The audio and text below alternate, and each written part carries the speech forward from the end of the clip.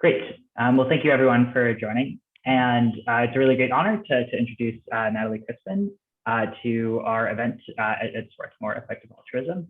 So Natalie studied economics at Swarthmore and joined GiveWell soon after in 2009. And she now serves as a program officer at GiveWell. GiveWell, for those who don't know, is an extremely influential nonprofit in the effective altruism community. They are dedicated to finding outstanding giving opportunities for potential donors, and they are exceptionally transparent in their reasoning process for their donations and their recommendations. They put everything up in a very transparent manner at givewell.org.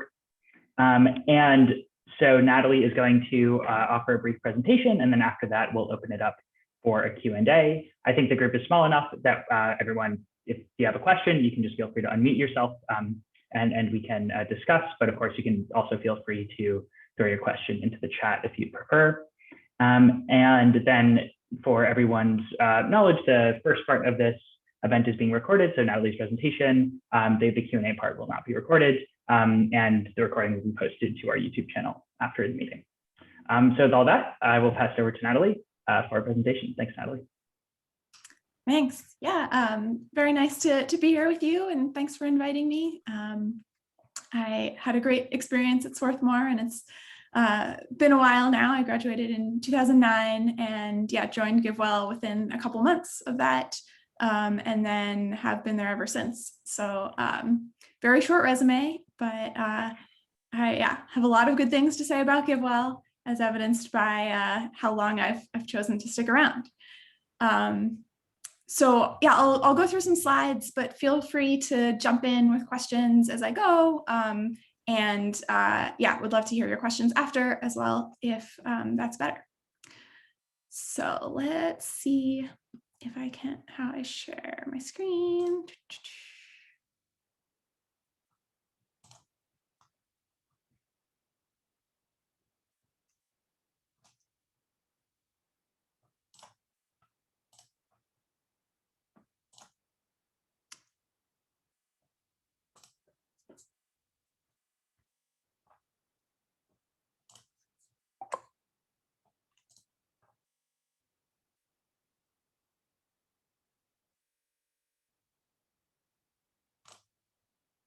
Okay, sorry, new computer. So I had to give it access.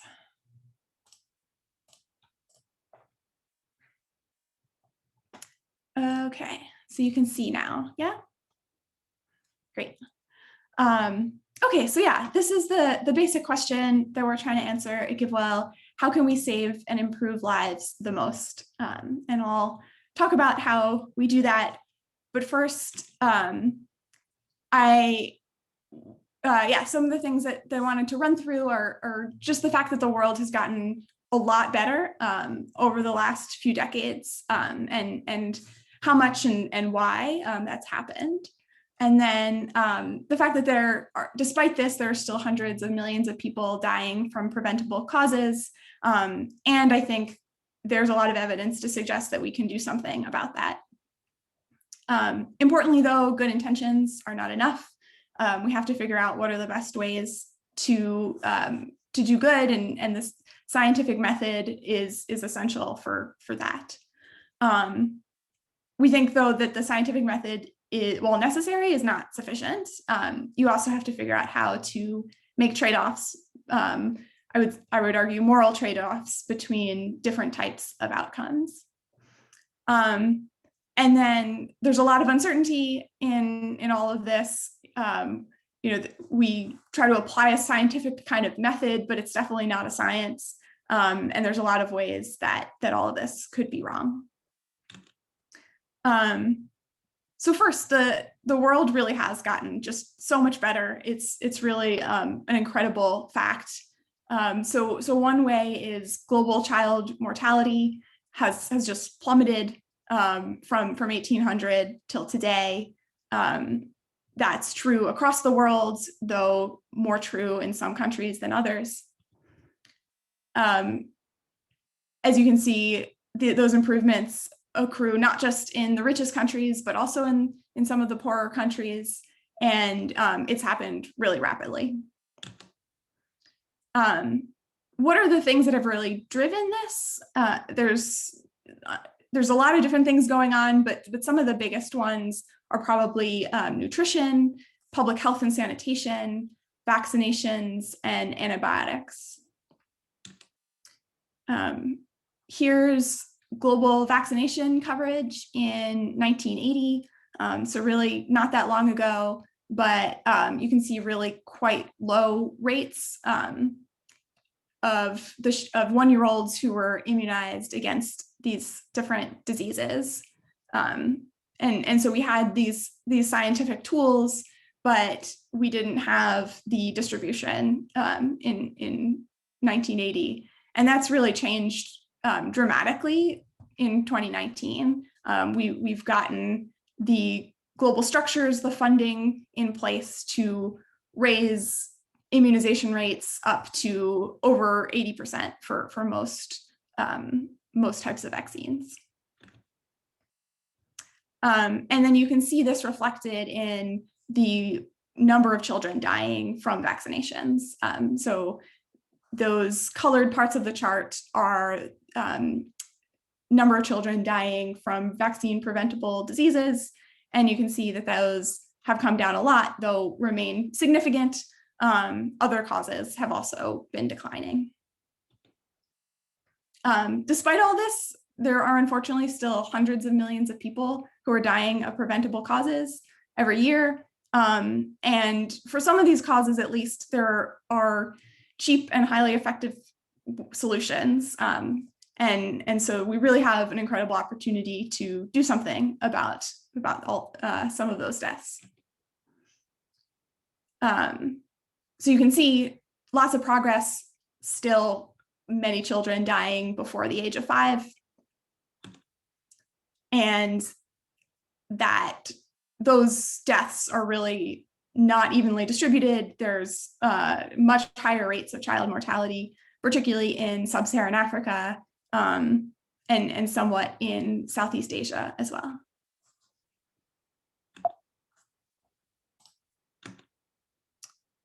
And I think this we don't see this reflected in our day-to-day experience in rich countries that we think of most deaths as hard to prevent, these non-communicable diseases.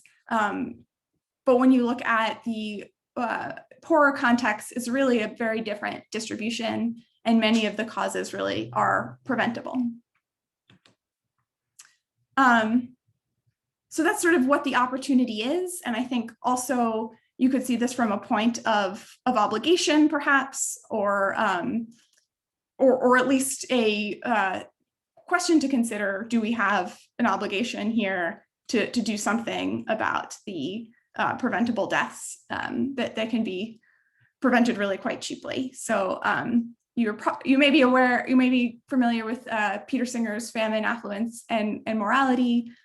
He provides this thought experiment of, if you're walking by a pond and you see a child drowning, are you willing to ruin your suit in order to save that child? And that's a cost. It's a pretty minor cost. And I think most people's reaction is, yes, you should do that.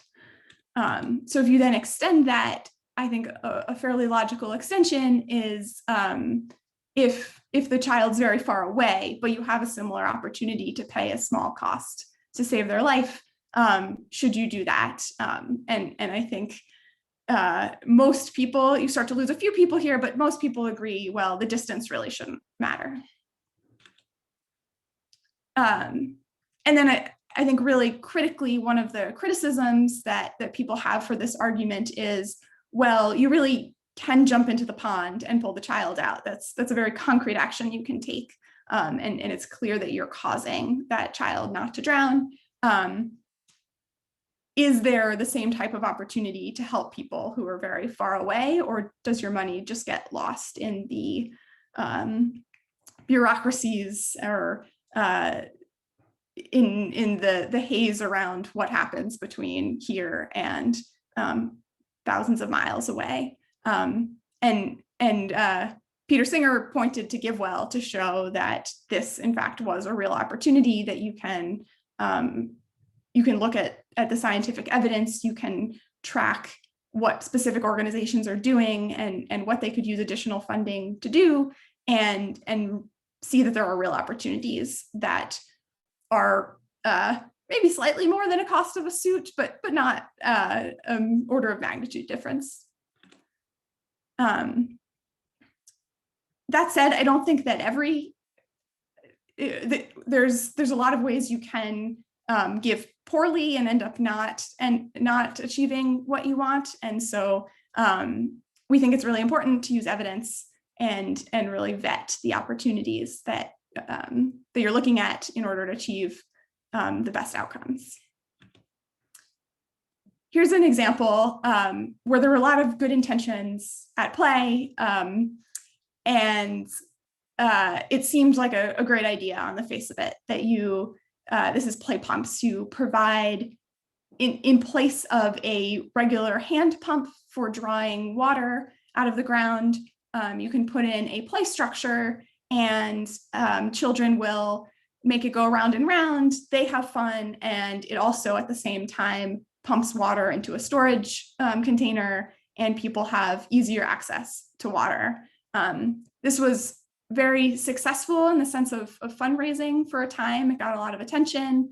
A number of celebrities signed on to promote it, and yeah, it was quite popular. Unfortunately, the details didn't work out as planned.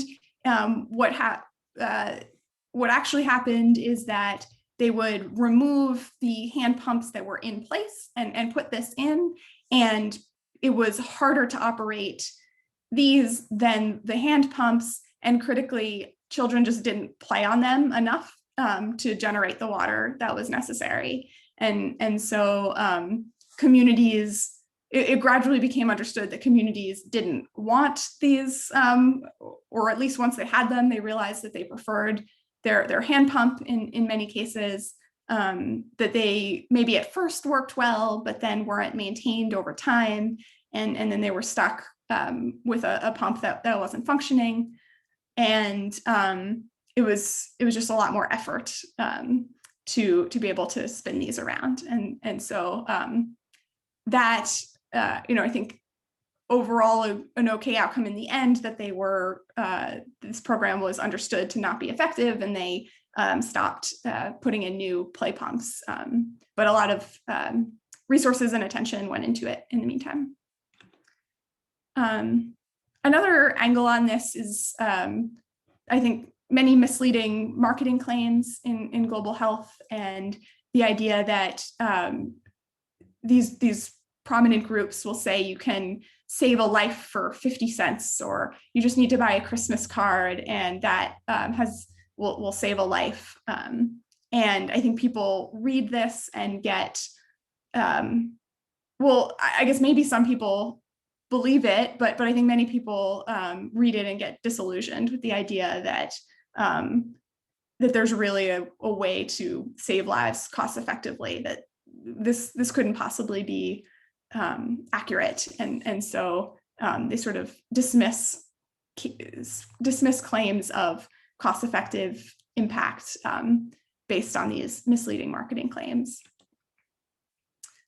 So yeah, I think GiveWell is here to try to fix these things, to try to find great opportunities that people really have the ability to take up and are backed by evidence. So, I talked about those misleading marketing claims. We think, though, that there really is a strong claim you can make here that does stand up to scrutiny, and that's that if you give to one of GiveWell's top charities, you can avert a death in a poor country for $3,000 to $5,000. And we get these through our cost effectiveness models, which are the backbone of how we make giving decisions, and start with something like the cost per net. In this example, the cost per insecticide treated bed net to prevent malaria. That's about $5 to purchase each net and to get it all the way down the supply chain to people's homes. You then have to adjust that for the number of children who are dying from malaria in a given area, because you're not going to be able to target the nets at only the children who would have died without them. You give them to everyone, and it protects everyone, but prevents deaths in a fairly small subset of those people. There's been a change over time in how effective these nets are as mosquitoes have adapted to them. We still think they're very effective, but less effective than they used to be. And then they also degrade over time. You have to replace them every 3 years or so. And even over the course of those 3 years, they're more effective at first. And by the end of the 3rd year, have a lot of holes, and the insecticide is degraded. And so when you put all that together in the model, you get something like $3,000 to $5,000 per life saved. And that will vary by country. Different countries have different mortality rates, different rates of insecticide resistance, and other factors. And can also vary over within a country, that there are differences in mortality rates within a country, as well as in the likelihood that you're crowding out other funders. And this is just to show that how incredible I think this opportunity can be if you put it in the context of how much the US government rates the value of averting a death, which is $9.6 million. And we think that you can get $3,000 to $5,000 per life saved if you give it to one of these highly effective programs. So what the work we've done to model different programs and come up with these cost effectiveness estimates, as well as concrete ideas of how charities will put them to use, has led us to these 9 top charities. And 4 of them are focused on saving lives, and 5 of them are focused on improving lives through increasing incomes for extremely poor households. The way we got there is through this process. We have about 15 staff researchers. That amounts to over 20,000 hours of research a year. And the basic process is to start with the academic evidence on a program. So that might be all of the studies on deworming, and come up with an effect size based on that. We build that into the cost effectiveness models that account for not just effect size, but the cost of the intervention, trying to capture all of the costs, not just the ones that are directly paid by the organization, and some of the other mediating factors that I was talking about before. We supplement this with interviews and site visits to try to get more context and an understanding of where we might be making mistaken assumptions. We look at how organizations will spend additional funding. That's really important. They may have been able to achieve strong results with the funding that they've had, but going to the next level of funding that program may look quite different than what they've done before. And then importantly, we always go back for the grants that we've made and look at what actually was achieved, what assumptions we got wrong, so we can learn and make better grants in the future. Okay, so I'll run through one example of a top charity. This is Malaria Consortium, and they run a program called Seasonal Malaria Chemoprevention. And they fund distributors to go door to door and provide anti-malarial medications. So it's preventative medication. The child will take it and will be protected to some degree from malaria for the next month or so. And it's called seasonal malaria chemoprevention because it's targeted to areas that have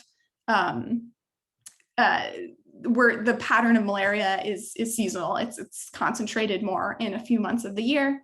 And so these kids get monthly drugs for usually 4 months, and that protects them from the high malaria season.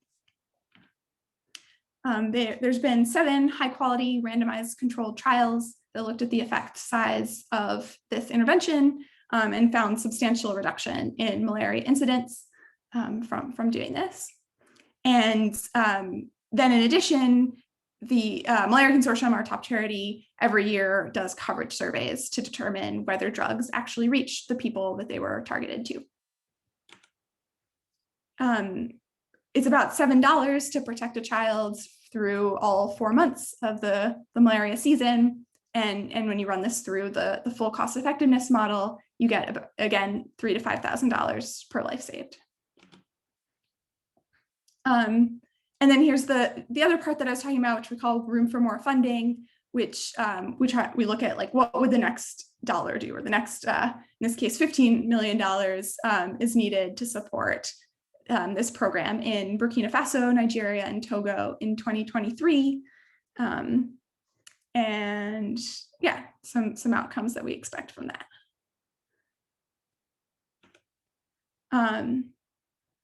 Yeah, so this is not something that is sort of a lot of the time we spend on our work, but it's critically important to how we make decisions, which is we end up with these models that tell us how much it costs to save a life from a few different interventions, how much it costs to, say, improve someone's income, double their income for a year is one metric that we use. And we need to make decisions between those two. And so this is what we call moral weights, and trying to make those trade-offs in a quantitative way. There's no right answers here, but we've done some work to try to get a little bit closer to reasonable or the truth, and still have a lot of uncertainty. So one question is, how should we morally value saving lives at different ages? Some programs target preventing stillborns, so late pregnancy losses, or newborns, young children, adults in the prime of their earning potential, or elderly folks, and how do you make those trade-offs? And so for that, we've tried to solicit preferences, moral preferences, from a few different groups. We've asked our staff; they were easy to ask. We've asked GiveWell donors to try to get their perspective. They were also fairly easy to ask. And then harder to ask, but very important to us, we asked program participants, so people living in communities that are similar to those served by our top charities. And this was the study that we did of run by a group called ID Insight, to look at how people valued different preventing deaths at different ages, as well as comparing that to cash transfers or ways to improve income. So we tried to ask directly about these trade-offs, and then incorporate those results into our moral framework. Yeah, and one interesting finding was that, contrary to our expectations, we thought, well, it might be the case that people are living in such low resource areas that they'd put a lot of weight on the ability to earn more money. And in fact, we found pretty consistently that there was a lot of weight put on saving lives, and particularly in saving children's lives. And so that moved our moral weights quite a bit. Yeah, and I just want to end with some critiques of GiveWell's approach and things we're doing to try to address and explore those critiques. So one is that vertical programs can undermine health systems. So these are, most of our top charities run these sort of standalone programs where they say, we're going to go in and we're going to do a big bed net distribution. And then that's all we're doing. That happens every 3 years.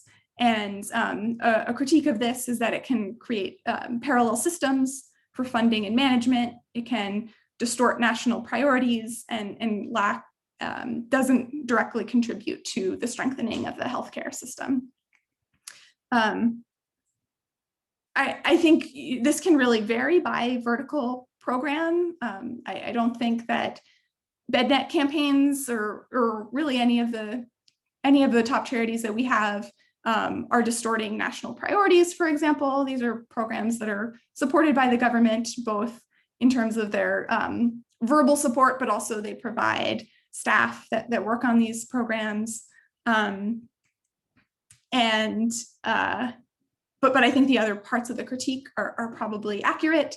Overall, we've come down on thinking that these costs are worth the benefits that you get. But I think there's a legitimate argument to be made here.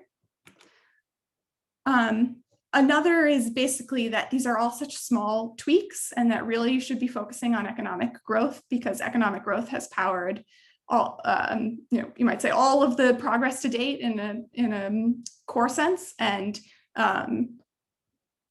so it's even if it's very hard to do, it's worth sort of putting all of your money and energy towards trying to improve economic growth. I see a lot of appeal in that argument. I think it's very hard to action, and we're going to try to explore more of that. But there is a lot of evidence for the things that we've supported, and trying to piece together what you could do effectively to improve growth is the evidence is at least more convoluted, if not weaker. So some of the things that we're trying to do to explore whether there are better ways of working and look at those critiques more are working more in technical assistance and policy advocacy. So just to explain what those are, most of our top charities are these vertical programs where a donor funds all aspects of the program delivery, and you can usually pretty clearly trace your input to the output that you're interested in. Technical assistance is a little bit less direct. So the donor funds support for an existing infrastructure. For example, we made a grant to a group called Results for Development that's working on helping the government in Tanzania have better supply chains and reduce stockouts for pneumonia treatment. They were also providing some of the drugs initially, but the goal is that the government would provide the funding for the drugs, and they would help those drugs be purchased at the right time, the right amounts, that sort of thing. And then sort of further along the causal chain perhaps is policy advocacy, where you might support research or direct advocacy to get policymakers to change their policies. And this is more sort of a hits-based giving. There will be a lot of failures on this path probably, and sort of all or nothing in some cases. So, but we're looking into various causes there, including promoting economic growth, which I talked about before. Okay, well, those were my slides. Very happy to answer questions. I guess I should say a little bit about what I do at GiveWell.